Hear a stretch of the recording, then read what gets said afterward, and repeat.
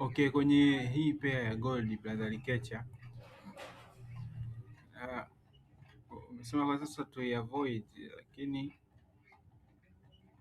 mi naona hii ni tulikuwa tunasubiria kwa muda mrefu kwamba tu break hii high, na tulivyo break hii high sasa hivi tuna expect vitu viwili hapa. Mimi kitu ambacho nasubiria hapa ni nione commitment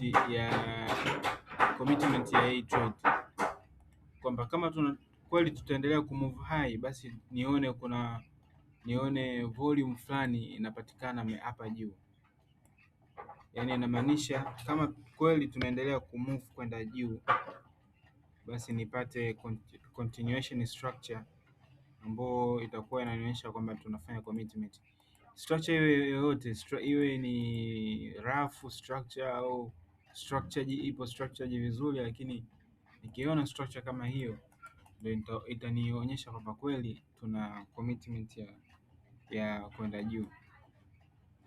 Kwa hiyo kwa sasa kama unavyoiona hapo, lakini kama tutafeli kupata structure ambayo itaonyesha commitment kwenda juu, na expect labda nione breaking ya structure, nione breaking, alafu nikisha break nione volume, nione structure ambayo itanionyesha kwamba tunafanya commitment ya kushuka chini. Kwa hivyo ni vitu ambavyo na expect sasa hivi kwenye gold, ndio maana nimeiweka hapo na iangalia kwa umakini sana, kwa sababu hii ni tupo katika ile area ya muhimu sana ambayo unabidi uwe nao vizuri, kwa sababu hizi ni area ambayo ukipata trade kuanzia hapa juu unaweza ukaihold mpaka inavyofika hapa chini, kwa sababu hii ngoma mimi kwa maoni yangu kama kweli itashuka inaweza ikashuka mpaka tuseme kuanzia hapa mpaka tuseme hata ukachukua tu 90% ya hili eneo lote, itakuwa ni pips ngapi? Tuna pips kama okay. Basi hata ukachukua trade maeneo haya hapa pips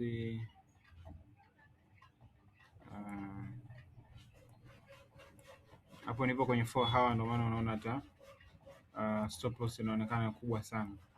Tuseme ukachukua hata 90%, unaondoka na 90%, una almost 14%, na hii ni 4 hour. Just imagine nikikuonyesha kwenye 1 hour. Kwa hiyo mimi nadhani tutegemee scenario hizo mbili, either tuende juu au tushuke chini. Kwa hiyo tutarespond kulingana na namna market itakavyojishape kuanzia sasa hivi.